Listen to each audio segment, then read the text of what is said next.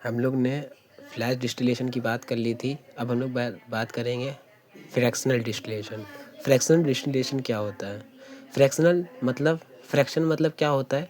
आपने फ्रैक्शन मतलब पढ़ा होगा घर्षण। घर्षण आपने पढ़ा होगा। फ्रैक्शन मतलब घर्षण, मतलब आप जानते हैं घर्षण मतलब क्या होता है कि रगड़ना, किसी चीज़ का आपस में रगड़ना। ठीक है, आपस में किसी चीज़ का रगड़ना। ठीक है, आपस में किसी चीज़ का रगड़ना, वही फ्रिक्शन कराता है। ठीक है, तो यहीं से हमारा फ्रिक्शन डिस्टिलेशन मतलब किसी चीज़ का रगड़ना। ठीक है, और इसमें क्या होता है कि जैसे कि हमने आप बताया था कि फ्लैश डिस्टिलेशन में जैसे मैंने बताया था कि दो लिक्विड को अलग करा जाता है, लेकिन उसमें डिफरेंट कितना होता है? 25 डिग्री सेल्सियस का डिफरेंट होता है।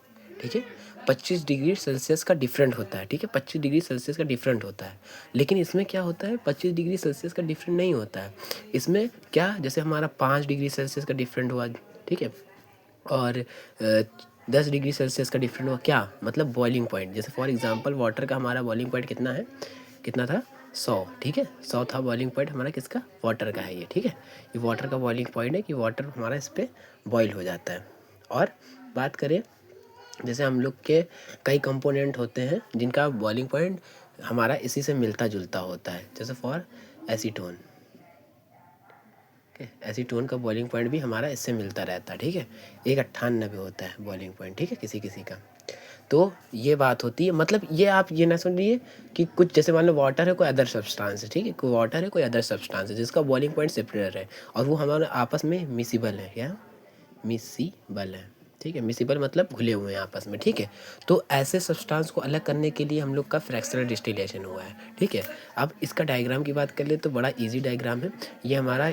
ये करा, ठीक है, ये हम लोग इसको बोलते हैं, हम लोग क्या बोलते हैं? राउंडेड फ्लास्क बोलते हैं। ठीक है, राउंडेड फ्लास्क बोलते हैं। ठीक है, और ये तुम्हारा ऐसे हो गया। ठीक है, अब क्या होगा, इससे क्या हमारा थर्मामीटर अटैच होगा, क्योंकि थर्मामीटर इसलिए अटैच करेंगे कि मान लीजिए कोई हमारा 30 डिग्री पे है और कोई 25 डिग्री का है। ठीक है, तो उसको टेम्परेचर को मेंटेन करने के लिए यहाँ पे हम लोग ने फ्लेम लगा दी।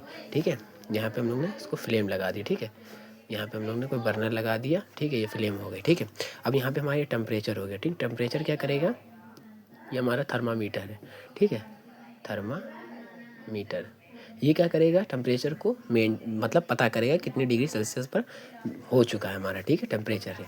अब ये क्या होगा, यहाँ पे हमारा फ्रैक्शनल कॉलम लगा होगा। फ्रैक्शनल कॉलम मतलब क्या होता है, देखिए मैं बताता हूँ। ये कुछ ऐसे ऐसे ऐसे ऐसे ऐसे ऐसे करके, ठीक है, ऐसे करके होगा। मतलब इसका मतलब ये होगा, जैसे मान लीजिए कोई आपके पास ये दो चीज़ है। ठीक है, तो क्या होगा, ये ऐसे होगा, ऐसे होगा, ऐसे होगा, ऐसे होगा। ठीक है, इसमें क्या होगा कि जो मेल्टिंग पॉइंट, जैसे मान लीजिए 30 का, ठीक है, 30 का क्या है, वो बॉयल होगा 30 डिग्री सेल्सियस पर। 30 डिग्री पर जो बॉयल होगा, ठीक है, 30 डिग्री पर बॉयल होगा, तो वो पहले बॉयल हो जाएगा।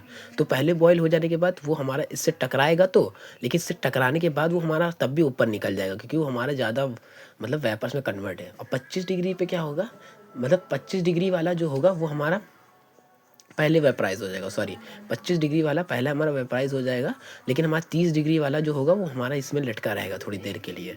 फॉर एग्जांपल हम लोग कोई बच्चे को दौड़ाते हैं, ठीक है, और कोई एक बूढ़े को दौड़ाते हैं। ठीक है, यानी कोई बच्चे को दौड़ाएंगे और बूढ़े को दौड़ाएंगे, तो बच्चा हमारा थोड़ा फास्ट दौड़ेगा कंपेरिजन टू बुढ़ा, क्योंकि इसलिए क्योंकि उसकी एनर्जी कम है। ऐसे ही हमारा मेल्टिंग पॉइंट या बॉइलिंग पॉइंट की सॉरी बात कर लेते हैं। तो ऐसे ही हमारा मान लीजिए कोई कंपाउंड है जिसका 25 डिग्री पे वो बॉयल होता है, कोई है हमारा 30 डिग्री पे बॉयल होता है। ठीक है, तो वही हमारा होगा 25 डिग्री वाला हमारा तेज़ से निकल जाएगा, यानी कोई बच्चा तो हमारा तेज़ से निकल जाएगा, और बूढ़ा वहीं पे होगा तो बूढ़ा हमारा धीरे से निकलेगा।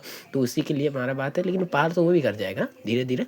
तो वैसे ही हमारा ये 30 मान लीजिए ओल्ड पर्सन है, ये हमारा चाइल्ड पर्सन है। ठीक है, वैसे ही हमारा मान लीजिए। ठीक है, तो हमारा ये कह सकते हैं मिसिबल लिक्विड है यहाँ पे। ठीक है, मिसिबल लिक्विड है दो। ठीक है, दो मिसिबल लिक्विड है, उनको अलग करना है। ठीक है, डिस्टिलेशन प्रोसेस तो बता ही चुके हैं, दो लिक्विड को अलग करना डिस्टिलेशन प्रोसेस कहलाती है। अब क्या होगा, ये हमारा कंडेंसेट से आउट, कंडेंसेट जो होगा हमारा, जैसे मान लीजिए कोई कंडेंसेट है। ठीक है, कंडेंसेट है ये हमारे पास। ठीक है, और ये हमारे पास रिसीवर फ्लास्क है। ठीक है, कोई रिसीवर फ्लास्क है, ये रिसीवर फ्लास्क हो गया। अब यहाँ पे क्या होगा, पहले हमारा 25 डिग्री सेल्सियस वाला आएगा, ठीक है। जैसे हमारा 25 डिग्री सेल्सियस वाला आ जाएगा हम इसको निकाल लेंगे, और 30 वाला हमारा लड़ के नीचे आ जाएगा, ठीक है। 25 डिग्री वाला यहाँ पे चला आएगा, ठीक है।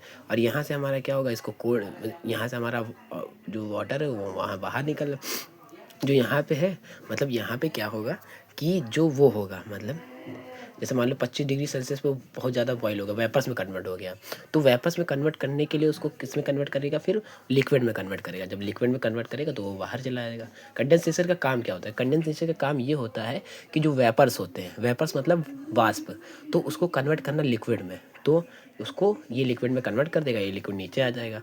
तो यही थी हमारी फ्रैक्शनल डिस्टिलेशन। हालांकि आपको समझ में आया होगा।